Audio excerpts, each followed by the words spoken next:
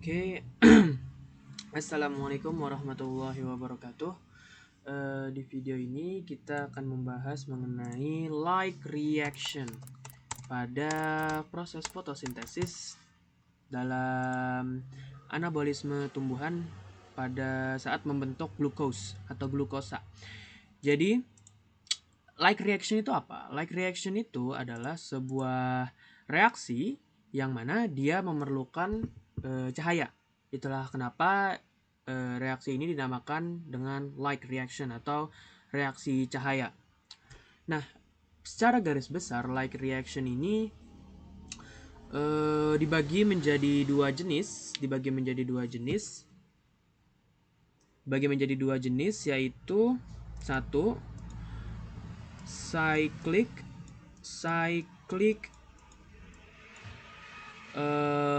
electron transfer dan non cyclic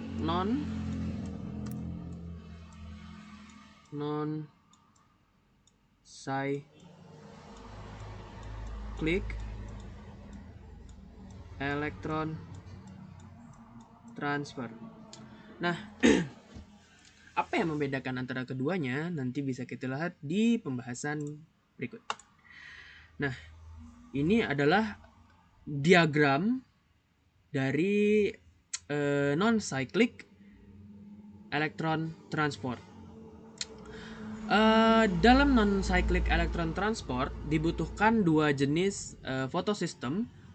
Ngomong-ngomong, bagi yang belum tahu apa itu fotosistem adalah sebuah sistem yang menerima energi cahaya. Jadi sebuah sistem yang pada tumbuhan yang berfungsi untuk penerimaan cahaya. Oke. Terus apa yang terjadi pada non-cyclic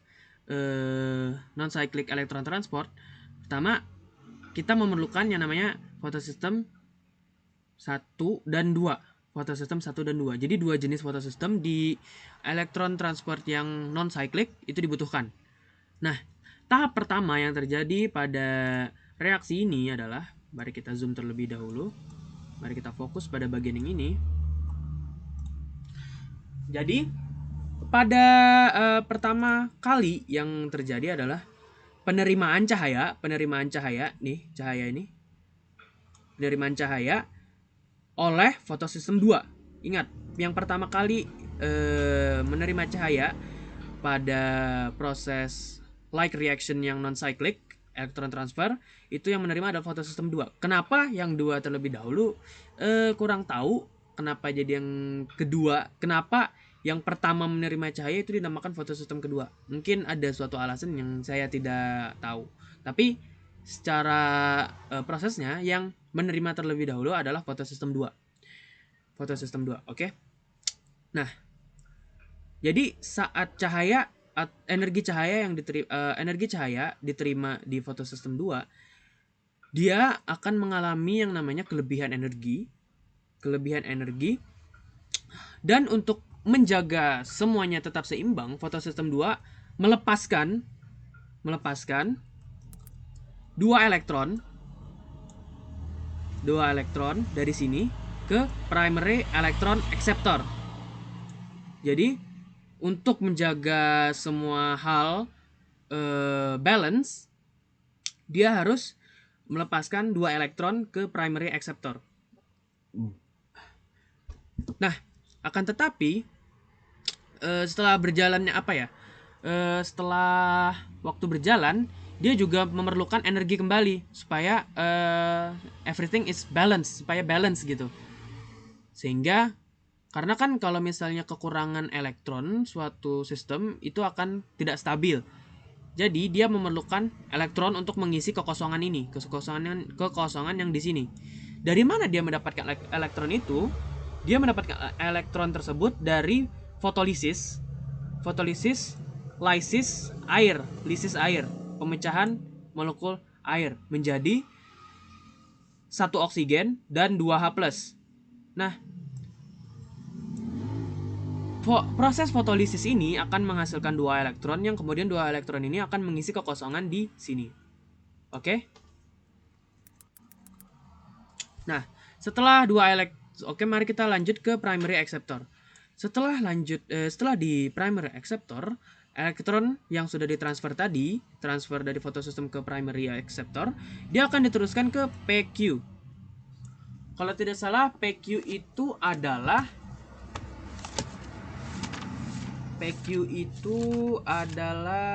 bentar.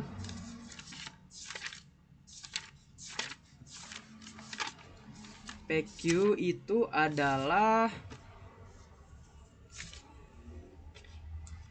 plastokinon. Jadi ini namanya adalah plastokinon.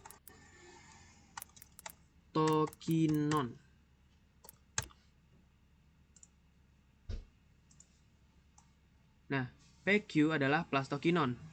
Oke. Hapus. Nah, setelah mendarat atau datang ke plastokinon, elektron akan diteruskan ke sitokrom kompleks. Kemudian setelah dari sitokrom kompleks akan diteruskan ke elektron acceptor yang selanjutnya bernama plastosianin. Jadi PC itu adalah plastosianin. Jadi jalurnya itu gini, terus ke sini, ke plastosianin, dan akhirnya plastosianin akan meneruskan elektronnya ke photosystem 1. Nah, proses elektron transfer, rantai elektron transfer ini akan releasing energi atau menghasilkan energi yang selanjutnya akan digunakan oleh ADP di sini untuk menghasilkan ATP. Sehingga dari satu elektron transfer chain ini bisa dihasilkan satu ATP. Begitu. Mari kita hapus terlebih dahulu. Oke. Terus mari berfokus ke yang di sini. Nah, ini kan elektron diteruskan ke sini. Elektron yang dari photosystem 1 akan diteruskan ke sini. Sehingga akan terjadi kelebihan elektron. Dan kelebihan elektron itu bagaimana cara menyeimbangkannya? Yaitu dengan cara mentransfer dua elektron lainnya ke primary acceptor selanjutnya. Nih.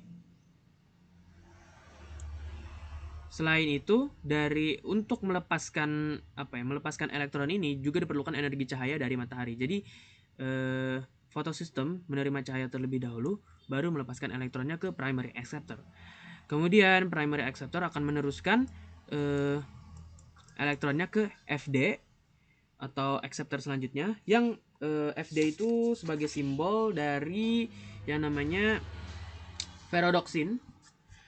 Nah, selanjutnya ferrodoksin akan meneruskan elektron tersebut, elektron yang tadi, ke enzim NADP+ reduktase. Jadi enzim ini fungsinya apa? Fungsinya untuk membantu atau mengkatalisasi reaksi pembentukan NADP+, reaksi NADP+ dengan H+ menjadi NADPH. Nah, NADP+ reduktase ini memerlukan elektron untuk bekerja, sehingga dia menunggu dulu elektron untuk sampai ke sini, baru bisa terjadi reaksi penggabungan NADP+ dengan H+ menjadi NADPH. Nah,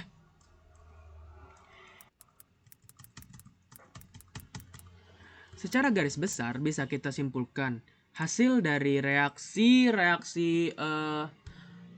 proses non-cyclic electron transfer ini, hasilnya adalah 1 ATP dan 1 NADPH.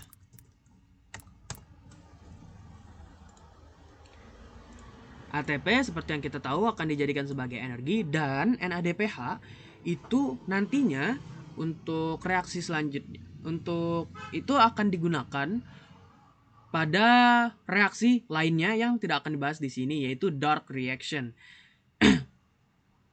Tapi secara garis besar, output dari non-cyclic electron transport itu adalah ATP dan NADPH. ATP itu sebagai energi, dan NADPH itu akan digunakan untuk membentuk glukosa pada reaksi dark reaction atau Calvin cycle yang tidak akan dibahas di video ini. Kita hanya akan membahas light reaction. Oke, lanjut. Sekarang kita akan membahas elektron transport yang kedua, yaitu cyclic electron transfer. Nah, sekarang mungkin kalian bisa melihat ya, kenapa yang ini disebut non-cyclic, kenapa yang ini disebut cyclic. Bisa kalian lihat sendiri dari diagramnya. Yang ini cyclic karena elektronnya dia muter aja. Mungkin dilepas dulu ke primary acceptor, ke sini, tapi bulik lagi atau kembali lagi ke photosystem. Sedangkan yang ini, elektronnya dia tidak akan kembali lagi karena sudah digunakan di enzim NADP+. Oleh karena itu, reaksi elektron transfer yang ini dinamakan sebagai non-cyclic. Sedangkan yang ini cyclic. Lalu energi sebentar.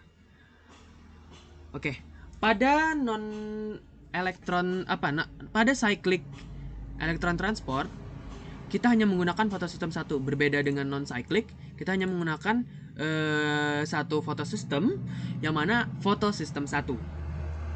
Bagaimana proses dari cyclic elektron transport? Pertama, photosystem 1 akan menerima energi dari cahaya, sehingga dengan adanya energi ini, dia kan kelebihan energi tuh, otomatis dia perlu melepaskan elektron ke primary acceptor. Kemudian primary acceptor ini akan meneruskan elektron ke FD, acceptor selanjutnya, yaitu ferrodoksin. Kemudian setelah dari ferrodoksin, dia akan meneruskan elektronnya ke PQ atau plastokinon. Kemudian plastokinon akan meneruskan elektron lagi ke sitokrom kompleks. Setelah dari sitokrom kompleks, sitokrom kompleks akan meneruskan elektron tadi ke PC atau plastosianin. Kemudian plastosianin akan kembali mengembalikan elektron yang sudah ditransfer dari photosystem kembali ke photosystem. Kenapa? Karena dengan berjalannya waktu juga photosystem 1 juga akan mengalami penurunan energi karena juga kekurangan elektron di bagian sini, bagian yang kosong, sehingga dia memerlukan elektron kembali melalui cyclic ini. Nah, kan semua cycle ini akan bisa disebut juga sebagai electron transport chain. Itu akan merilis energi yang mana akan digunakan oleh ADP di sini untuk memproduksi ATP, sehingga bisa digunakan oleh tumbuhan sebagai energi. Jadi secara kesimpulan, cyclic electron transport akan menghasilkan satu ATP saja.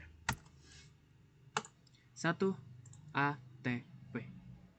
Oke. Jadi kita sudah belajar mengenai non-cyclic electron transport dan cyclic electron transport. Jika kita ingin menyimpulkan semua output dari proses elektron transport tadi, bisa kita simpulkan bahwa kita mendapat 2 ATP dan 1 NADPH. Jadi ini adalah output dari like reaction, yang mana terdiri dari 2 jenis elektron transport, ada yang non-cyclic dan ada yang cyclic. Jadi like reaction akan menghasilkan 2 ATP dan 1 NADPH. Mungkin itu saja dari saya. Terima kasih telah menonton videonya. Saya ucapkan terima kasih.